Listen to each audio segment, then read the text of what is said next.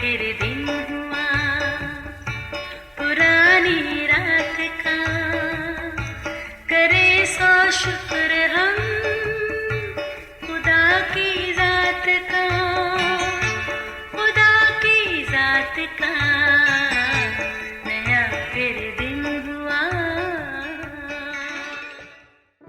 आज की आयत। अपनी नजात की शादमानी मुझे फिर अनायत कर और मुस्तैद रूह से मुझे संभाल।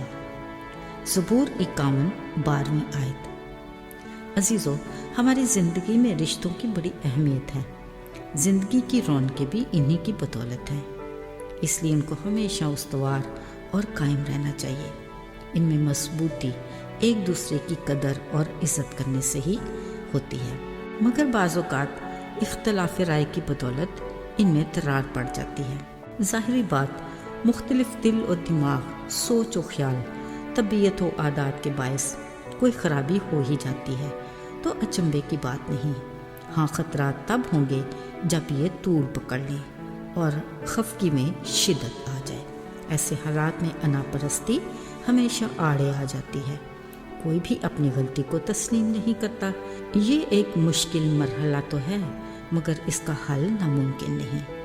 याद रहे, जो काम इंसान से नहीं हो सकता, मेरा खुदा उसे करने की कुदरत रखता है। हम इसे खुदा के हुजूर पेश कर सकते हैं।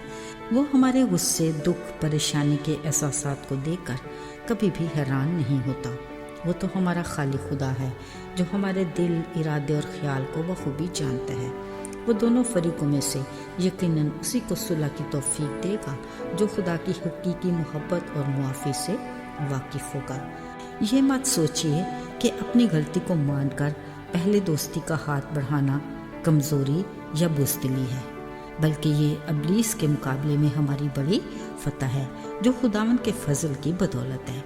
लिहाजा मिल बैठकर एक दूसरे को तसल्ली से सुनना, नरम ज़ुबान और मीठी गुफ्तगू से झगड़े और नाइत्तफ़ाक़ी के खिलाफ को मोहब्बत के धागे से रफ़ोगेरी करके हालात को बेहतर और माहौल को खुशगवार बनाने में खुदा की खुशनुदी है, जो न सिर्फ जिस्मानी बल्कि रूहानी ज़िंदगी में बहाली और ताज़गी का बायस है।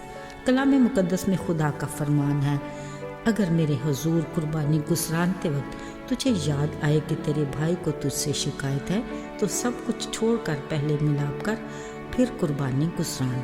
खुदा ने यह भी कहा, अगर तू सुलह कराने का किरदार अदा करता है तो तू खुदा का बेटा कहलाएगा, क्योंकि खुदा मिलाप और मोहब्बत का खुदा है।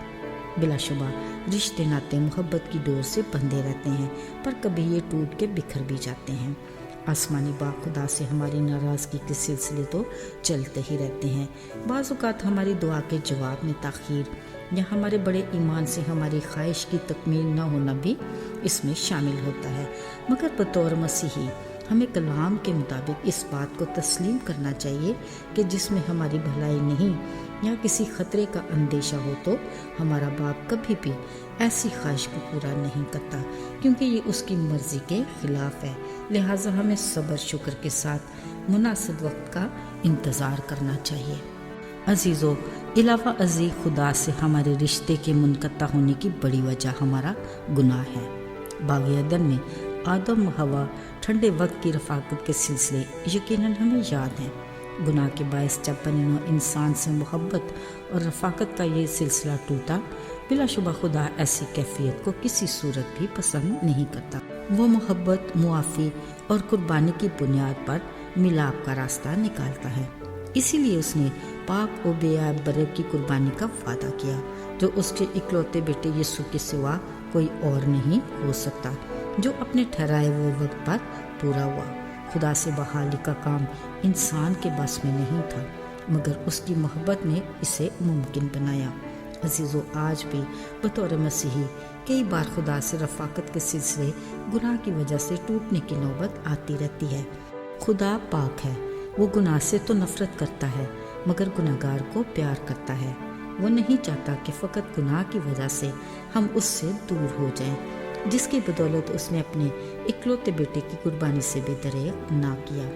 याद रहे, खुदा से रफ़ाक़त की बहाली अब हमारे अपने इख्तियार में है। اسی قربانی پر ایمان رکھنے کی بدولت ہمیں اپنے گناہ کا اقرار کرنا ہے۔ وہ ہمیں ہر بار معاف کرنے کے لیے تیار ہے۔ یاد رہے، خدا کے کلام کو دن اور رات اپنی نگاہ میں رکھنا بے حد ضروری ہے تاکہ ہم اس پر عمل کر کے اپنی روحانی زندگی میں آگے بڑھیں۔ خدا کرے ہم خدا کے ساتھ اس کے گراں قدر رشتے سے ہمیشہ جڑے رہیں۔ آئیے دعا کریں۔ آئے آسمانی باپ، ہم اپنی زندگی کے ہر معاملے میں تیری رہنمائی چاہتے ہیں۔ ہم ہر پل تیری رفاقت میں رہنا چاہتے ہیں۔ ہمیں ایمان کی مضبوطی عطا کر اور اپنی پہچان اور عرفان میں آگے بڑھا، اور ہمیں اپنے نام کے زندہ گواہ بنا۔ خداوند یسوع کے نام میں مانگتے ہیں، آمین۔